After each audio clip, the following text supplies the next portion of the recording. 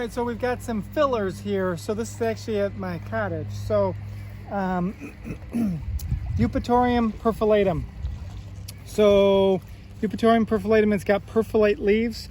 The leaves, they've kind of gotten eaten a little bit, but they wrap all the way around the stem. Again, a bunch of these have gotten eaten, but they wrap all the way around the stem, hence the term perfolate. Here's a better one that's not eaten for a while, I think. Okay, so Jupiterium perforatum, it's an Asteraceae. You know it by the leaves. You don't need flowers to know that one. It's pretty common. Okay, now to compare that then with Jupiterium maculatum is right here.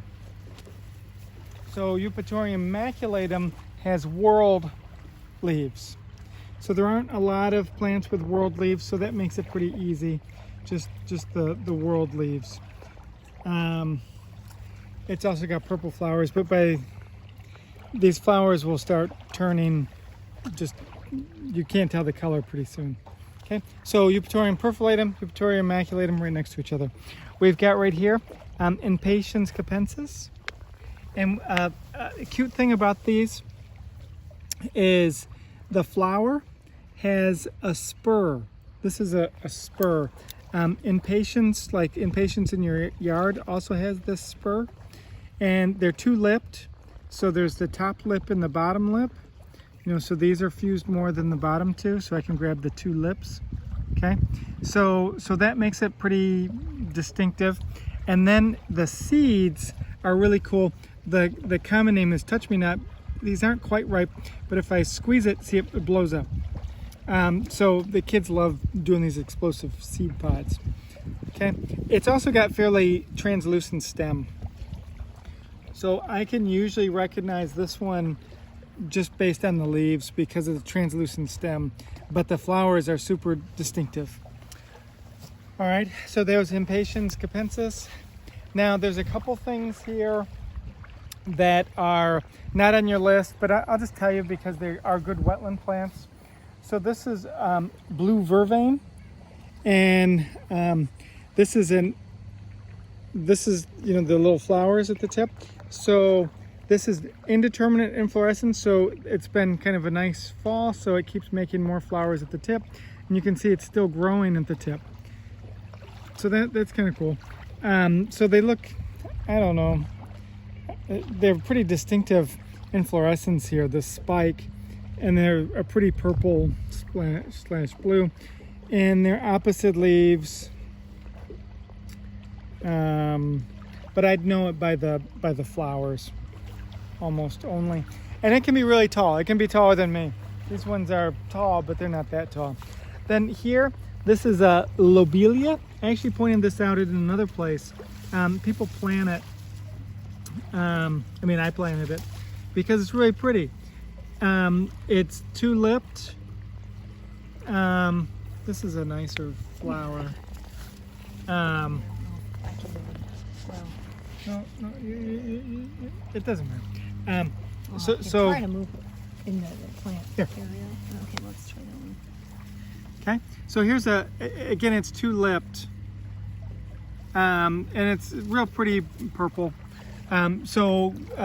Blue lobelia, giant blue lobelia. It's pretty common in wetlands around here. We've got right next to this, since I just moved it, this is square stem, opposite leaves. The flowers these are mostly terminal, but they can be from the leaf axis. So, and it smells. So this is actually mint. It's another good wetland plant. If we come this way, we've got, oh, sorry. Let's go over here. This one is turtle head. So this is common along streams and stuff around here in the fall. And again, it's got two lips, but it looks like a turtle's head, right? I mean, so here's the lower jaw and then the head, right? So pretty distinct because of that. They are opposite leaves. I've got a purple version of this at home, but the native ones are pretty much all white. So turtlehead, again, it's not on your list, but it's a common wetland plant. A couple cute turtle heads over there. Then over here,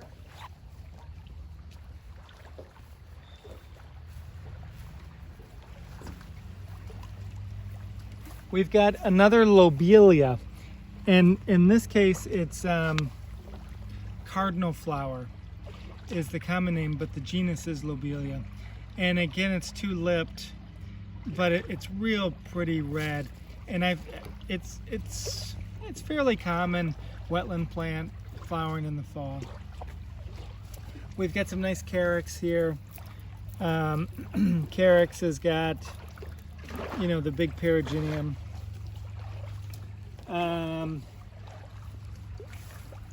There, we will see this at the bog. This is Dilithium. So this is a prelude to the bog. We might not actually see this at the bog because sometimes we don't. It comes out in these threes real distinct. Unfortunately, there's no inflorescence here. The inflorescence would come out from where the leaves, you know, come out here. It would not be terminal. That makes it unique. We've got right next to this